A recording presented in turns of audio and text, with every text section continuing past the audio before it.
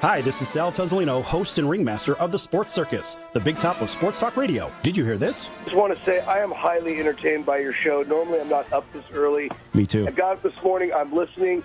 You're talking about eating contests. You're talking about marijuana. Man, what a fun show, man. Clown around with us and stream the show online at thesportcircus.com. Join me and Canadian Football League Grey Cup champion and current wide receiver for the BC Lions, Marco Iannuzzi, here on NBC Sports 920, The Game.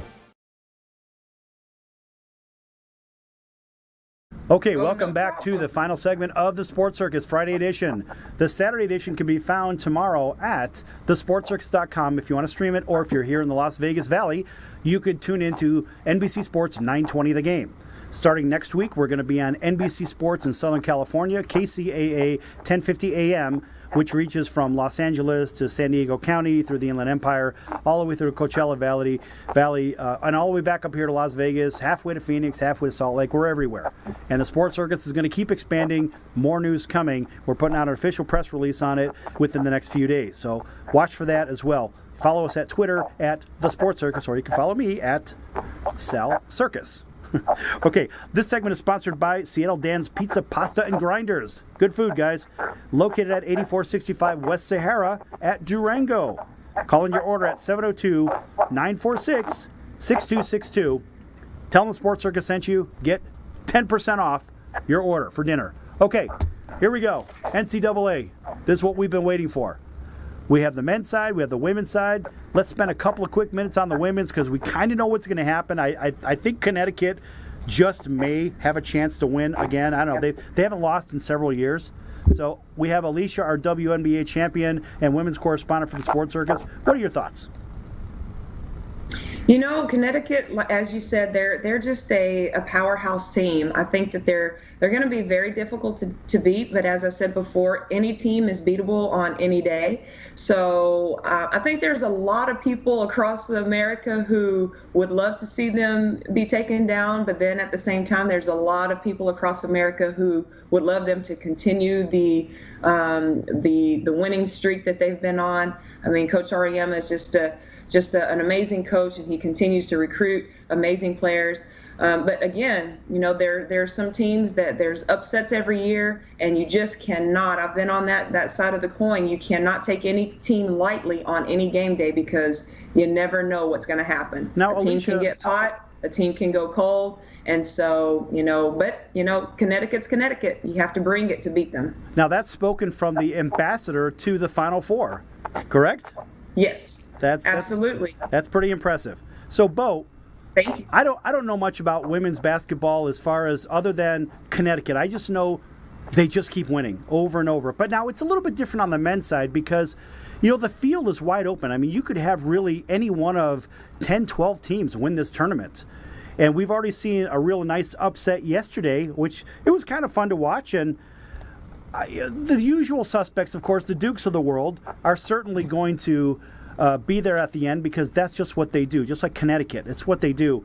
But, Bo, from your experience in playing in the NCAA tournament, you as well know anything can happen, whether you have your full team or whether you have a skeleton team. What's your take? Well, one thing I do love about the tournament every single year, no matter who you are picking out brackets, you always see amazing upsets within the first round or two. But that's great for the sport because it's so unpredictable. Even when we were playing at Loyola Marymount, no one in the world thought that we would ever beat Michigan without Hank Gathers, and we blew them out by 35. So, but it's a great day whenever Michigan loses. Yeah, you know, but every year it's stories like that where I sometimes give the advantage to the underdog. Because a lot of times, you know, when you're one of the top teams, sometimes you get caught up in your own press. And you have a certain type of season where you haven't lost a lot of games, and you become lackadaisical. And I think a team that has nothing to lose is always a very dangerous team because at the end of the day, they're going to be hungrier. They're going to play with nothing to lose, and you have an opportunity to really gain that recognition by beating a quality team. Well, so. Yeah, so. And we saw yesterday. We saw Middle Tennessee upsets Minnesota. Minnesota had a great year, and Middle Tennessee put them to bed. They beat them by 9 in the South region, and in the West region we saw Xavier. And it's not much of an upset. Whenever I see Xavier win, how they could be an 11 seed is a little bit startling to me, but Xavier beats Maryland, and Maryland typically is a quality club. And so to see an 11 beat a 6 and a 12 with Middle Tennessee beating a 5, I like that. I watched a few of the games yesterday. I saw Florida Gulf Coast. They hung in there for a minute against Florida State, but they were just outmanned. And it comes down to recruiting. You have those 5 people out there. Once you start hitting the bench, that's the difference in recruiting. You could put any 5 out there to beat any 5. Well, you're right, and Xavier is ranked. They're the 11th seed, and their guard Trayvon played well last night with 21 points. He was 5 for 10 from the 3-point line, so he shot the ball very well. But you also, each year, Sal, you also see teams that have like a mental breakdown in a pressure situation.